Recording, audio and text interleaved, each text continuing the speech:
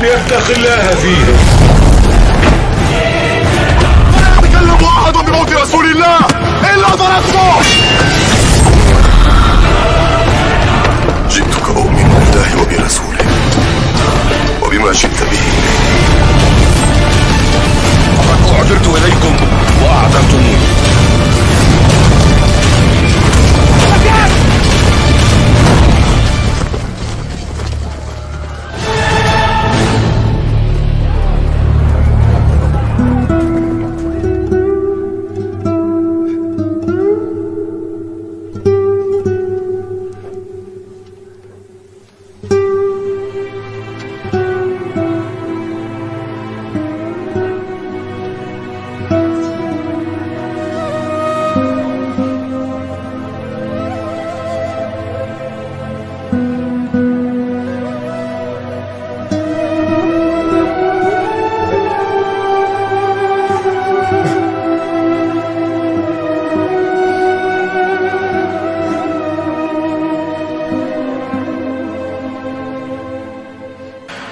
Perjalanan hidup salah seorang sahabat Rasulullah sallallahu alaihi wasallam,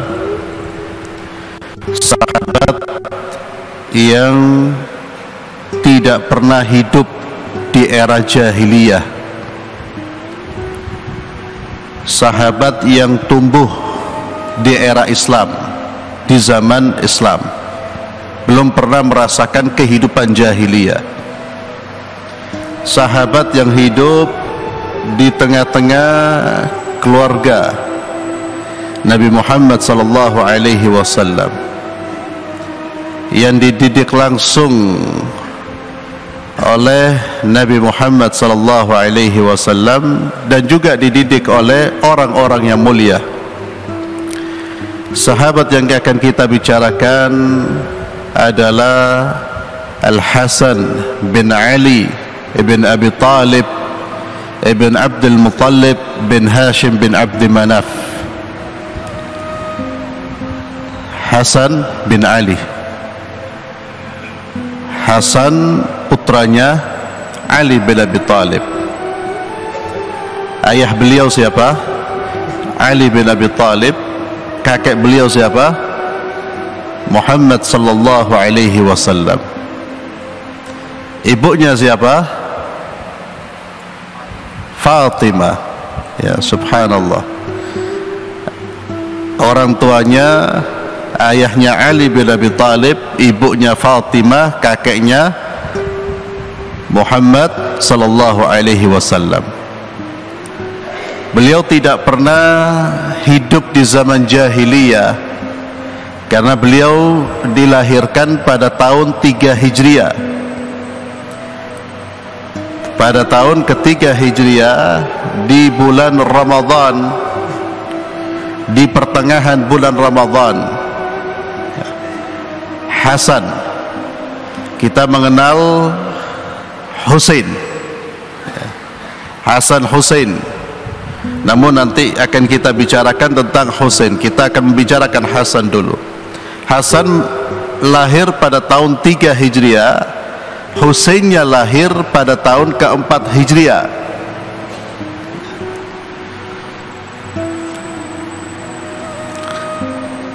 Hasan bin Ali, ketika beliau dilahirkan, ayahnya memberi nama dengan nama Harb. Harbun itu artinya perang, ya. Karena dulu orang-orang Arab itu senang menamai anak-anaknya dengan nama-nama yang menunjukkan kekuatan, keberanian. Karena memang pada saat itu era jahiliyah itu era sering berkonflik, dan perang itu sudah menjadi hal yang biasa. Maka mereka seringkali menamai anak-anaknya dengan nama-nama yang bermakna keberanian, ketangguhan. Sehingga kita mengenal Asad, ya, dan nama-nama yang lain.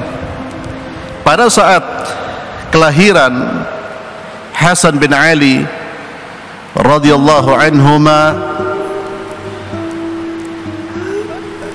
Ali bin Abi Thalib ayahnya memberi nama dengan nama Harbun, harb, perang. Ketika terdengar atau ketika Nabi mengetahui anaknya dinamai dengan Harb, maka diganti oleh Rasulullah sallallahu alaihi wasallam menjadi Hasan. Riwayat ini tercatat dalam Musnad Imam Ahmad dari Ali radhiyallahu anhu, beliau berkata, "Lamma wulidal Hasan sammaituhu Harba." Tatkala Hasan lahir, aku memberinya nama dengan nama Harbun. Faja'a Rasulullah sallallahu alaihi wasallam. Nabi pun datang. Kemudian beliau berkata, "Aruni ibni ma sammaitumu." Coba perlihatkan anakku, kata Nabi. Dengan nama apa engkau memberi nama anak tersebut? Kata Ali bin Abi Thalib, Harban. Dijawab oleh Nabi SAW, bal huwa Hasan. Nah, jangan kasih nama dengan nama Hasan saja. Dia bukan Harb, tapi dia adalah Hasan. Hasan itu artinya apa? Yang bagus, yang baik, dan memang orangnya seperti namanya. Orangnya seperti namanya. Di zaman sekarang, bukan zaman sekarang ya, dari dulu, tidak semua nama itu mencerminkan orangnya. Ada Hasan-Hasan yang lain, tapi perilakunya tidak Hasan. Ya. Orang diberi nama Muhammad. Muhammad itu nama Nabi kita Muhammad sallallahu alaihi wasallam. Artinya yang banyak pujian, yang terpuji.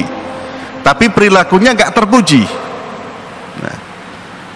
Ada orang namanya Saleh, orang baik. Seharusnya sikap, perbuatan, tutur katanya baik, tapi tidak soleh. Ya. Ada orang yang namanya Mahmud, terpuji, tapi ternyata perilakunya tidak terpuji. Ya, tentu yang saya sebutkan bukan orangnya nggak ada di sini ya. Ya. Kalau kebetulan afwan, bukan orang yang ada di sini. Artinya sebagian orang tidak membawa sikapnya itu tidak mencerminkan namanya. Ya, namanya bagus, perilakunya tidak bagus. Hasan bin Ali radhiyallahu anhu, beliau diberi nama oleh Nabi Hasan. Ya. Ini nama yang dipilih oleh Rasulullah sallallahu alaihi wasallam. Kemudian ikhwani fillah azzalallahu wa iyyakum, begitu pula ketika Hasan lahir, beliau pun mendapatkan keberkahan dengan kalimat-kalimat azan yang dilantunkan oleh Nabi kita Muhammad sallallahu alaihi wasallam. An Abi Rafi' radhiyallahu anhu, beliau berkata, "Ra'aitu Rasulullah sallallahu alaihi wasallam azan fi udhunil Hasan bin Ali hina waladathu Fatimah bis salah." Abu Rafi' berkata, aku melihat Rasulullah sallallahu alaihi wasallam mengumandangkan azan di telinga Hasan bin Ali ketika dilahirkan oleh Fatimah, dengan azan seperti azannya orang yang salat atau azan untuk memanggil salat. Hadis ini dicatat oleh Al-Imam At-Tirmidzi, dan Al-Imam At-Tirmidzi berkata, hadza haditsun hasanun sahih. Ini hadis hasan sahih. Wal amalu alaihi, dan kandungan hadis ini diamalkan oleh kaum muslimin. Dan hadis tentang diadzaninya Sayyidina Hasan dan Husain di dalam riwayat yang lain ini oleh Al-Imam At-Tirmidzi dinilai sebagai hadis hasanun sahih. Namun oleh para ulama yang lain dinilai hadisnya lemah. Ya. Jadi kalau antum membaca, ada yang mengatakan sahih, ada yang mengatakan lemah, memang sudah seperti itu penilaian para ahli hadis. Namun hadis ini diamalkan oleh mayoritas para ulama dan disepakati kesunahannya, anjurannya oleh mayoritas para ulama. Siapa yang menganjurkan diadzani bayi yang baru lahir? Asy-Syafi'iyah wal Hanabila wal Hanafiyah. Jadi ulama Syafi'iyah, ulama Hanabila, ulama Hanafiyah itu mengatakan disunnahkan mengadzani telinga kanan bayi yang baru lahir dan mengiqamahi telinga sebelah kiri. Wa dhahaba ba'du ahli al-ilm ila karahiyati dzalik. Namun Imam Malik memakruhkan. Imam Malik memakruhkan. Beliau berpandangan tidak sahih hadisnya. Ya. Jadi masalah mengadzani ini masih terjadi ikhtilaf, namun mayoritas para ulama Syafi'iyah, Hanafiyah, Hanabila, Hanafiyah berpendapat disunnahkan untuk mengadzani. Mereka menerima hadis tersebut. Ya. Yang memakruhkan siapa? Imam Malik. Ya. Kalau sekarang lebih ekstrim lagi, bukan memakruhkan, membid'ahkan. Ya. Dan bid'ahnya itu bid'ah yang sesat, yang menjerumuskan ke dalam api neraka. Ya, ini saya kira pendapat yang tidak perlu kita tidak perlu kita perhatikan.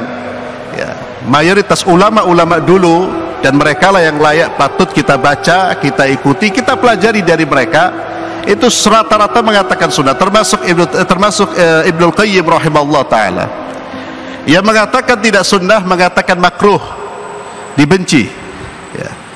Tidak sampai mengatakan itu adalah perbuatan yang sesat dan menjerumuskan ke dalam api neraka. Ya. Kenapa Imam Malik mengatakan makruh? Karena karena menilai hadisnya tidak sahih.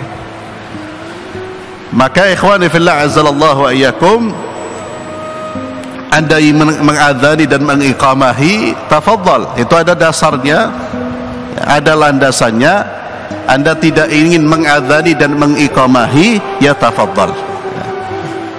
Yang penting jangan disetel musik ya ketika lahir. Nanti besarnya bukan gemar mendengarkan Quran, bukan gemar mendengarkan azan, tapi gemar mendengarkan musik. Ya. Hobinya bukan ke masjid, tapi hobinya kemana? Ke klub-klub musik. Kemudian ikhwan fillah, beliau pun diakikahi langsung oleh Nabi kita Muhammad sallallahu alaihi wasallam. Di dalam hadis yang catat oleh Imam Abi Dawud dari Abdullah bin Abbas radhiyallahu anhu, bahwa Rasulullah sallallahu alaihi wasallam aqqa 'anil Hasan wal Husain kabshan. Nabi mengakikai Hasan dan Husain masing-masing seekor domba. Hadis ini sahih riwayat Abi Dawud. Akikah juga termasuk sunnah muakkad. Nabi sallallahu alaihi wasallam beliau bersabda di dalam riwayat Abi Dawud,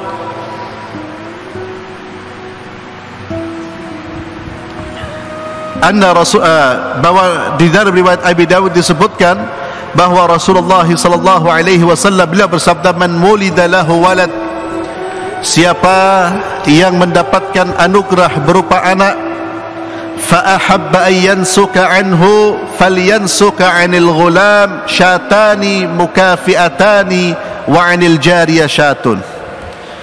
Siapa yang ingin menyembelih hewan kurban karena kelahiran putranya, karena kelahiran anaknya, maka hendaknya dia menyembelih hewan kurban laki-laki 2 ekor kambing yang setara, dan perempuan 1 ekor kambing. Di sini Nabi SAW mengatakan, man ahabba, siapa yang ingin, siapa yang suka. Artinya Nabi memberi pilihan. Oleh karena itu para ulama mengatakan akikah itu sunnah muakkad, sunnah yang ditekankan. Yang terbaik laki-laki disembelihkan 2 ekor kambing, itu yang terbaik kalau ada uang. Namun kalau orang hanya menyembelih 1 ekor saja untuk bayi laki-laki, itu pun tidak mengapa. Perempuan 1 ekor kambing. Apakah harus kambing? Tidak harus kambing. Mayoritas para ulama berpendapat akikah itu bisa dari selain kambing, yang penting binatang ternak. Selain kambing itu sapi dan unta, dengan usia yang sama seperti kita menyembelih hewan kurban. Jadi tidak harus kambing. Kambing bagus, tapi kalau kemudian orang mau akikah sapi silakan, mau akikah unta silakan. Ini pendapat mayoritas para ulama.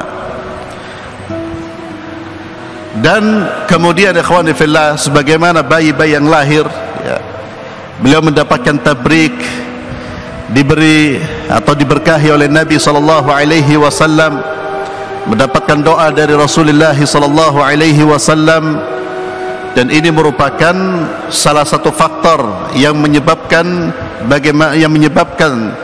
keimanan, kesalehan, kebaikan yang ada pada diri cucu Rasulullah SAW. Beliau memiliki kunyah atau nama panggilan Abu Muhammad, ya. Dan beliau memiliki seorang ibu, Fatimah, dan Fatimah ini kata Nabi SAW, sayyidatu nisa'i ahlil jannah, ya, pemimpinnya wanita di syurga, Fatimah radhiyallahu anha. Fatimah inilah yang dikatakan oleh Nabi SAW, Fatimatu minni wa ana minha. Fatimah itu bagian dariku, dan dia adalah bagian dariku, dan aku adalah bagian dari Fatimah. Putri yang sangat dicintai oleh Rasulullah SAW. Namun kecintaan beliau kepada Fatimah tidak membuat beliau bersikap tidak adil. Artinya beliau pun pernah mengatakan, kalau seandainya putriku Fatimah mencuri, aku akan potong tangannya. Sekalipun Fatimah tidak pernah mencuri, namun Nabi ingin mengumumkan kepada khalayak, kepada umat, bahwa hukum harus ditegakkan kepada siapapun. Siapapun yang melanggar hukum harus ditegakkan hukum tersebut. Itulah Islam, itulah yang diajarkan oleh Nabi kita Muhammad SAW. Bahkan kata beliau, Fatimah putri yang paling beliau sayangi, yang paling beliau cintai. Kata beliau, kalau seandainya Fatimah mencuri, aku akan potong tangannya. Sabda beliau ini beliau menyebutkan kalimat-kalimat ini ketika ada seorang wanita yang terhormat di masa beliau mencuri. Lalu sebagian orang ada yang ingin membebaskan hukuman potong tangan kepada wanita tersebut karena dia adalah wanita yang terhormat. Maka mereka mengutus seorang sahabat datang kepada Rasulullah SAW untuk meminta dispensasi, untuk meminta keringanan atau hukuman yang lain, atau dibebaskan dari hukuman. Karena ini wanita yang terhormat, dia dari kabilah yang terhormat. Ketika datang kepada Nabi mengungkapkan keinginannya, maka Nabi pun memerah wajahnya. Memerah wajahnya karena ada orang-orang yang ingin menerapkan hukum secara tidak adil. Nabi pun berkata, wallahi, sebelumnya Nabi berkata, sesungguhnya sesungguhnya hancurnya umat sebelum kalian. Ini perlu kita dengar, perlu kita catat. Hancurnya umat sebelum kalian jika orang-orang mulia, orang-orang yang terhormat mencuri, mereka biarkan. Namun jika pencurian itu dilakukan oleh orang-orang yang tidak terhormat, orang-orang biasa, orang-orang miskin, mereka tegakkan hukuman tersebut. Itu yang membinasakan sebuah bangsa. Jika masyarakat suatu bangsa sudah tidak adil dalam menerapkan hukum, maka akan hancur, akan lenyap bangsa tersebut. Kemudian Nabi SAW mengatakan, wallahi law sariqat Fatimah bintu Muhammad laqata'tu yadaha. Demi Allah, kalau seandainya Fatimah putri Muhammad sallallahu alaihi wasallam mencuri, aku akan potong tangannya. Jangankan orang lain, putriku sendiri aku akan tegakkan hukuman tersebut. Inilah Islam, ikhwani fillah. Namun Fatimah tidak pernah mencuri. Fatimah adalah seorang wanita, putri Rasulullah sallallahu alaihi wasallam yang sudah mendapatkan jaminan syurga. Pernah Nabi didatangi oleh malaikat Jibril, dan Jibril berkata, ya Muhammad, sampaikan salamku kepada Fatimah dan sampaikan kabar gembira akan syurga yang dia akan peroleh di hari kiamat kelak. Itu Fatimah binti Muhammad sallallahu. Siapa Fatimah? Ibu dari Al-Hasan bin Ali radhiyallahu anhu. Ibunya pemimpin wanita ahli syurga, ayahnya ahli syurga, kakeknya pemimpinnya para rasul. Dan Hasan bin Ali, ikhwani fillah azzalallahu ayyakum, ini cucu Nabi yang paling mirip dengan Rasulullah sallallahu alaihi wasallam. Anas bin Malik radhiyallahu anhu di dalam hadis yang catat oleh Imam Al-Bukhari, beliau berkata, lam yakun ahadun ashbah bin Nabi sallallahu alaihi wasallam min Al-Hasan bin Ali. Kata Anas bin Malik, tidak ada orang yang serupa dengan Rasulullah sallallahu alaihi wasallam melebihi penyerupaan Hasan bin Ali kepada Nabi. Tidak ada yang paling mirip kecuali Hasan bin Ali. Begitu juga Imam Bukhari meriwayatkan dari Uqbah bin Harith radhiyallahu an, shalla Abu Bakar radhiyallahu anhu al-asr. Abu Bakar pernah salat asar. Thumma kharaja yamshi. Kemudian beliau keluar berjalan dan melihat Al-Hasan yal'ab ma'a sibyan, bermain-main dengan anak-anak seusianya karena masih kecil. Ini walaupun cucunya Nabi tidak kemudian dibawa terus ke masjid, ya, tidak boleh keluar dari masjid lah, ya bermain seperti anak-anak yang lain. Fahamalahu ala atikihi, digendong oleh Abu Bakar di atas pundaknya. Kemudian Abu Bakar mengatakan, syabihun bin Nabi la syabih bi Ali. Ini anak mirip kakeknya, tidak mirip bapaknya. Wa Ali yadhak, Ali pun tertawa. Kata Abu Bakar, ini anak mirip kakeknya. Siapa kakeknya? Muhammad sallallahu alaihi wasallam. Dan ini ikhwani fillah azzallahu wa iyyakum, menunjukkan bahwa hubungan Abu Bakar, hubungan Umar dengan keluarga Nabi adalah mereka punya hubungan yang sangat erat, hubungan yang sangat akrab. Abu Bakar menghormati Ahlul Bait, Ahlul Bait menghormati Abu Bakar dan Umar. Bahkan di antara istrinya Umar bin Khattab itu siapa? Putrinya Ali bin Abi Thalib, saudaranya Hasan dan Husain. Nanti akan saya sebutkan. Di antara istrinya Umar bin Khattab, putrinya Ali bin Abi Thalib. Ini jelas dan ini fakta, data yang menunjukkan bahwa tidak ada konflik antara dua sahabat besar dengan Ahlul Bait. Jadi kalau sekarang ada kelompok Ahlul Bait yang membenci Abu Bakar dan Umar, mengatakan bahwa mereka adalah pembenci Ahlul Bait, maka mereka adalah orang-orang yang berdusta. Dan jelas mereka bukan ahli sunnah wal jamaah. Sangat-sangat menghormati, penghormatan terjadi di antara mereka berdua. Bahkan Ali bin Abi Thalib, seperti yang sudah kita bahas biografinya, bagaimana beliau sangat-sangat menghormati dan mencintai Abu Bakar As-Siddiq. Dan kalau kita baca pula, anak dan cucu Ali bin Abi Thalib itu dinamai dengan nama-nama sahabat, dinamai dengan nama Abu Bakar, dinamai dengan nama Umar.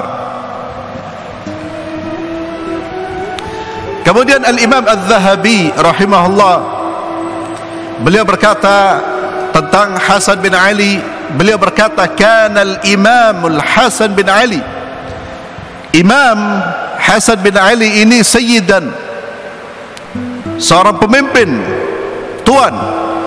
Dan insyaallah akan kita bicarakan sedikit tentang kepemimpinan beliau insyaallah di pertemuan berikutnya, ya, dan bagaimana beliau memiliki prestasi yang luar biasa, memiliki keutamaan yang dirasakan keutamaan ini oleh seluruh umat Islam. Bagaimana beliau rela memberikan atau turun dari jabatannya dan beliau berikan kepada Muawiyah dalam rangka menjaga persatuan umat Islam, dalam rangka menjaga persatuan umat Islam. Beliau rela melepaskan jabatannya, dan beliau sebetulnya layak dilihat dari silsilah, dilihat dari ilmu, keilmuan, ketakwaan, kecerdasan, akliyah, semuanya layak. Namun demi menjaga darah kaum muslimin, demi menjaga persatuan umat Islam, beliau pun merelakan melepaskan jabatannya dan memberikannya kepada sahabat Muawiyah. Ini diantara keistimewaan beliau radhiyallahu anhu. Dan ini tak mudah, ikhwani fillah azzallahu ayyakum. Sosok Ahlul Bait dengan prestasi, dengan keilmuan, ketakwaan seperti itu, dan sudah dibaiat oleh puluhan ribu masyarakat, tidak mudah orang bisa melepaskan itu, ya. Ini diantara salah satu keteladanan yang wajib kita teladani dari para sahabat Rasulullah SAW, bahwa persatuan itu lebih penting, menjaga darah agar tidak tertumpah, ya. Jadi kita jangan mudah memprovokasi masyarakat untuk jotos-jotosan, untuk bunuh-membunuh dengan saudara sendiri, ya. Jangan sampai kita memprovokasi, ya. Selama bisa diselesaikan dengan cara yang baik, dan ketika melihat bahwa pertikaian itu akan menimbulkan mudarat yang lebih besar, maka harus ada yang ngalah, ya. Harus ada yang ngalah. Hasan bin Ali radhiyallahu anhu, kata Al-Imam Al-Zahabi, kana Al-Imamul Hasan bin Ali sayyidan, beliau adalah pemimpin, wasiman, orangnya tampan, ya, nyanteng, jamilan, indah, razinan, tenang, sabar, jawadan, dermawan, mumaddahan, dan sering kali dipuji, khairan, dayinan, orangnya khair, baik, sangat-sangat baik, ya. Nanti semua pujian ini terlihat dalam perjalanan, sejarah perjalanan hidup beliau, bagaimana kedermawanan beliau, kebaikan beliau, kecerdasan beliau, khairan, orang yang sangat terbaik, dayinan, ya, religius, soleh, wari'an, wara', muhtashiman, rendah hati, dihormati, kabir sya'an, ya, punya kedudukan yang tinggi, ya. Derajatnya tinggi tapi tawadhu'nya luar biasa, Kita tidak punya derajat, sombongnya luar biasa. Ya, nasab apapun tidak punya, tapi kibirnya luar biasa, sombongnya luar biasa. Ya. Nanti kita akan belajar bagaimana akhlak dari para sahabat Rasulullah sallallahu alaihi wasallam. Ya, dan bagaimana kita nanti tawadhu'nya Sayyidina Hasan. Dan Imam Hasan, beliau seperti yang lain menikah, bahkan beliau dikenal sebagai sahabat yang punya banyak istri. Ya. Al-Imam Ibnu Katsir rahimahullah berkata, "Kana Al-Hasan bin Ali katsir at-tazawwuj wa kana la yufarikuhu 4 zawjat." Hasan bin Ali itu menikah, sering kali menikah, dan beliau tidak pernah hidup tanpa 4 istri. Tidak pernah hidup tanpa 4 istri. Jadi kalau istrinya 4, meninggal 1, kawin lagi 4. Pokoknya 4 ini harus dijaga, istiqamah. Ya, kalau kita istiqamah dengan satu istri. Tentunya ikhwani fillah azzalallahu ayyakum, ya, Islam tidak seperti orang-orang munafik yang kemudian menolak menikah lebih dari 1 istri. Mereka mengatakan itu tindakan zalim dan lain sebagainya. Mereka mengatakan tidak boleh menikah lebih dari 1 istri, atau menikah lebih dari 1 istri itu perbuatan zalim terhadap wanita, tapi mereka berzina, menghalalkan pelacuran. Itu yang saya katakan munafikun. Islam tidak memberi syariat kecuali yang terbaik bagi umat, kecuali yang terbaik bagi umat. Jadi menikah lebih dari 1 diperbolehkan. Juga jangan berlebihan, seakan-akan sunnah yang ditekankan, lah, boleh. Makanya bahasa fuqaha, para ahli fikih itu mengatakan mubah wa yubah, dan diperbolehkan dengan syarat dia harus adil lahir dan batin. Batin itu bukan masalah cinta, tadi nafkah lahir dan batin. Kalau tidak bisa adil, jangan nekat. Ya. Jangan hanya berdasarkan syahwat, tapi difikir tentang kemaslahatannya. Maka Hasan bin Ali banyak menikah. Dan kita juga bisa melihat, memang di kalangan bangsa Arab dulu, menikah lebih dari 1 itu sudah biasa. Itu sudah biasa. Maka antum pernah membaca hadis Nabi tentang sahabat Rasulullah yang masuk Islam bawa istri berapa? 9. Karena memang sudah biasa menikah lebih dari 1, biasa. Itu budaya dulu, biasa. Menikah dengan usia yang lebih tua itu biasa. Umar menikahi anaknya Ali bin Abi Thalib. Itu sudah menjadi hal yang biasa.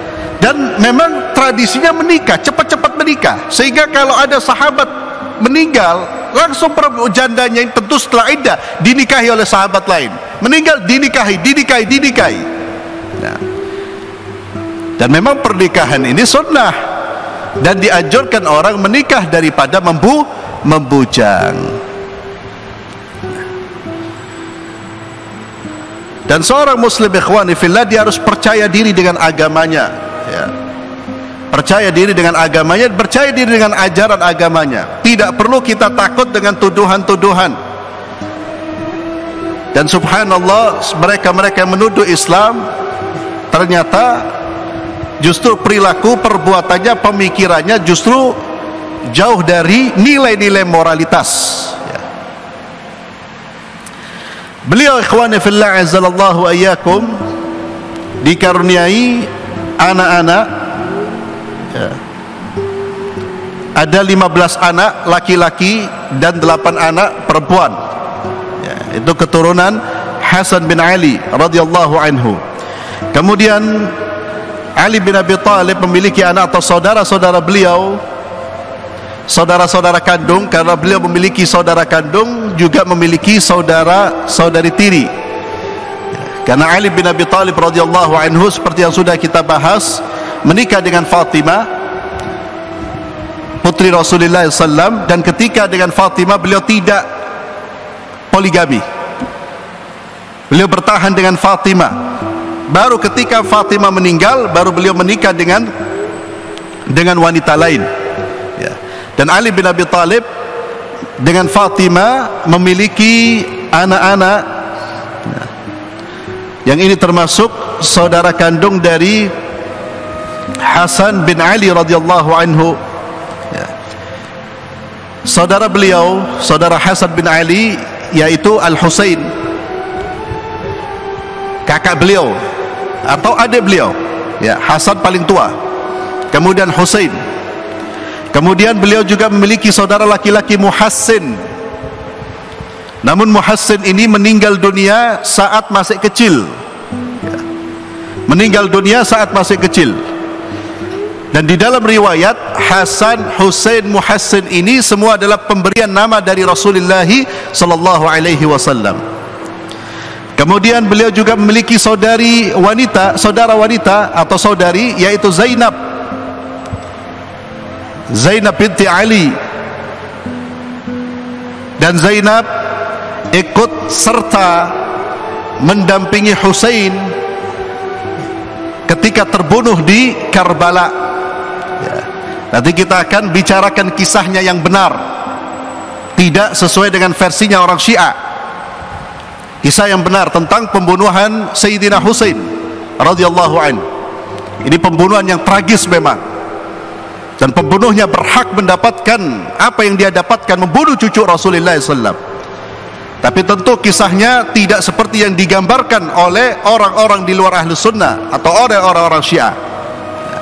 Zainab termasuk wanita yang mendampingi saudaranya Husain ketika terbunuh di Karbala, ya.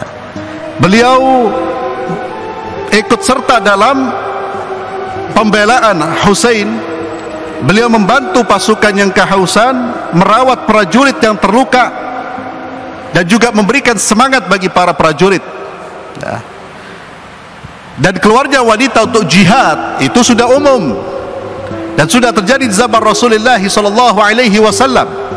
Sebagaimana Al-Imam Al-Bukhari rahimahullah membuat satu bab tentang jihadnya wanita. Namun wanita berjihad bukan memegang senjata, bukan berada di front terdepan, bukan.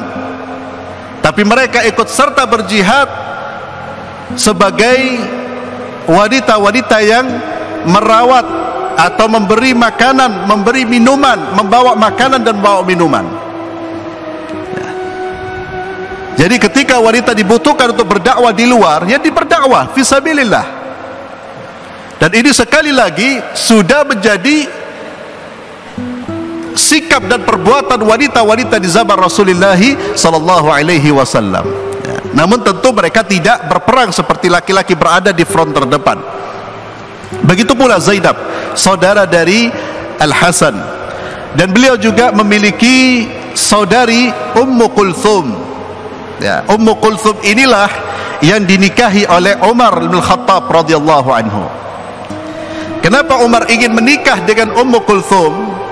Sebelumnya Umar ini seringkali mendatangi Ali bin Abi Thalib mondar mandir, sampai Umar bin Khattab terus terang, ya Ali, aku tidaklah sering datang kepadamu kecuali ingin menikahi putrimu. Kenapa? Karena Umar bin Khattab ingin besanan dengan Ahlul Bait, dengan keluarga Rasulullah sallallahu alaihi wasallam. Beliau mengatakan karena di hari kiamat nasab dan kedudukan, ya, itu terputus. Semua sebab dan nasab terputus kecuali sebab dan nasab yang datang dari Nabi Muhammad sallallahu alaihi wasallam. Yanqati'u yaumul qiyamah kullu sababin wa nasabin illa sababi wa nasabi, ya. Pada hari kiamat semua sebab dan nasab terputus kecuali sebabku dan nasabku, ya. Ini yang mendorong Umar untuk menikahi putri Ali bin Abi Thalib radhiyallahu tabaraka wa ta'ala an, ya. Dan pernikahan Umar dan Ali ini mendapatkan karunia anak, di antaranya Zaid, ya, Zaid bin Umar, yang kemudian terbunuh ketika ingin mendamaikan konflik. Dia terbunuh, ada orang yang memenggal kepalanya, ya. Dan inilah yang membuat kaget serta shock ibunya Ummu Kulthum, yang kemudian meninggal bersamaan dengan meninggalnya Zaid bin Zaid bin Umar, dan keduanya dikuburkan bersama, ya. Artinya apa, ikhwani fillah azzalallahu wa iyyakum, bagaimana kejinya manusia ketika mereka sudah memiliki jiwa yang kotor, maka tidak lagi peduli dengan ini siapa. Nah, cucunya Nabi, cucunya sahabat, anaknya sahabat pun dipenggal, dibunuh. Jadi ketika sudah hidayah tertutup.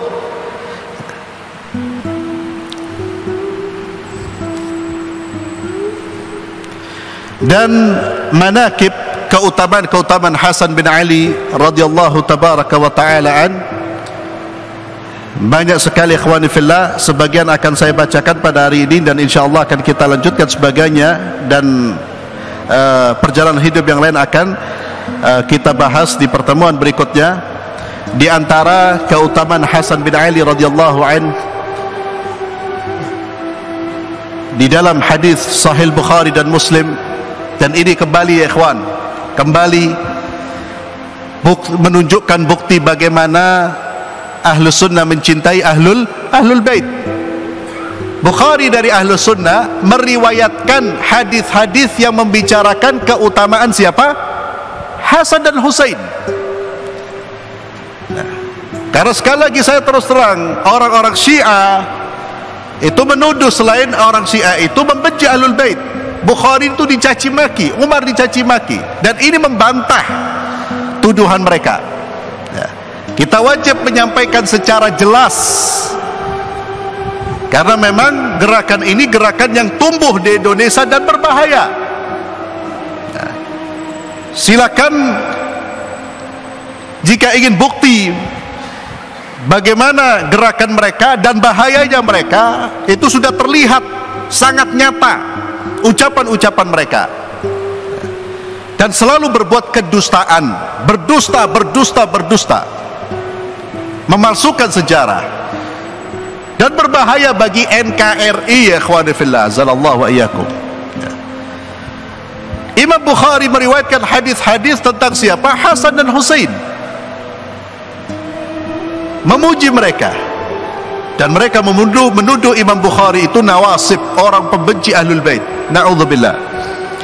Al-Imam Bukhari dan Muslim meriwayatkan hadis dari Abu Hurairah radhiyallahu anhu, annahu qala li Hasan, Nabi pernah berkata kepada Hasan. Mari kita simak doa Nabi sallallahu alaihi wasallam. Allahumma inni uhibbu, ya Allah sesungguhnya aku mencintainya, fa ahibbahu, maka cintailah dia ya Allah, wa ahbib man yuhibbuhu, dan cintailah orang-orang yang mencintai Hasan. Cintailah orang-orang yang mencintai Hasan. Nuhibbul Hasan wal Husain, maka kita mencintai Hasan dan Husain. Doanya Nabi SAW, ya Allah aku mencintainya, maka cintailah ya Allah, dan cintailah orang-orang yang mencintai Hasan. Kata Imam An-Nawawi rahimahullah, beliau berkata, fihi hathun ala hubbil Hasan bin Ali wa bayanun li fadilatihi radhiyallahu anhu.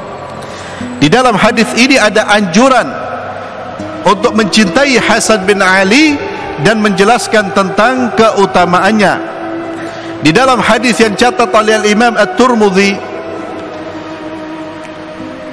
dari Abdurrahman bin Abi Nu'am, ada seorang yang datang dari penduduk Irak, dan penduduk Irak inilah yang banyak membuat kegaduhan, dan mereka lah yang menjerumuskan Ali bin Abi Thalib atau menjerumuskan Husain bin Ali dalam konflik. Ya. Penduduk Irak ini datang bertanya kepada Abdullah bin Umar. Dia datang kepada Abdullah bin Umar bertanya tentang hukum darahnya nyamuk. Hukum darah nyamuk. Maka Abdullah bin Umar pun kaget. Dia mengatakan, "Unzuru ila hada." Lihatlah orang ini. Yas'al an damil ba'ud. Dia tanya tentang darahnya nyamuk. Waqad qatalu ibna Rasulullah sallallahu alaihi wasallam. Padahal mereka menumpahkan darahnya cucunya Rasulullah sallallahu alaihi wasallam. Penduduk Iraklah yang menyebabkan terbunuhnya cucunya Rasulullah SAW. Lalu mereka datang tanya hukum darah nyamuk. Ini gak masuk akal. Sama seperti kita, ada masalah umat besar, tanya masalah-masalah yang sepele, mempermasalahkan masalah yang sepele. Ini ada problematika yang besar, yang luar biasa. Datang tentang darah nyamuk, padahal mereka menumpahkan darahnya siapa? Anak Ali bin Abi Thalib radhiyallahu anhu. Lalu Abdullah bin Umar berkata, "Wa sami'tu sallallahu alaihi wasallam yaqul," aku mendengar Rasulullah sallam bersabda, "Innal Hasan wal Husain huma raihanatayya minad dunya." Sesungguhnya Hasan dan Husain itu adalah dua raihana. Raihana itu sesuatu yang wangi, berbau harum. Dua-duanya ini ibarat wangi-wangian bagi wangi-wangian dunia ini. Siapa yang meriwayatkan hadis ini, ikhwani fillah? Abdullah bin Umar, putranya Umar bin Khattab. Siapa yang mencatat? Al-Imam At-Tirmidzi. Lalu mereka mengatakan ahlu sunnah itu membenci ahlul bait. Ya. Dan sayangnya banyak diantara kita yang nggak faham, kemudian melok-melok ikut-ikutan. Dan di dalam hadis Bukhari juga dari Abi Bakrah, Nabi SAW bersabda, "Inna ibni hadha sayyidun." Beliau menunjuk Hasan, sesungguhnya putraku ini adalah sayyid, pemimpin. "Wala'alla Allah ayuslih bihi baina fi'ataini 'azimataini minal muslimin." Dan semoga Allah akan menjadikan dia sebagai juru damai bagi dua kelompok besar dari kalangan kaum muslimin. Dan sadaqar Rasul sallallahu alaihi wasallam, benar ucapan Nabi, dan memang kita harus membenarkan Hasan bin Ali menjadi pendamai dua kelompok besar, pendukung beliau dan pendukung Muawiyah. Karena beliau menyerahkan jabatan tersebut, umat Islam bersatu, sehingga tahun tersebut disebut dengan tahun Amul Jamaah, tahun persatuan umat Islam.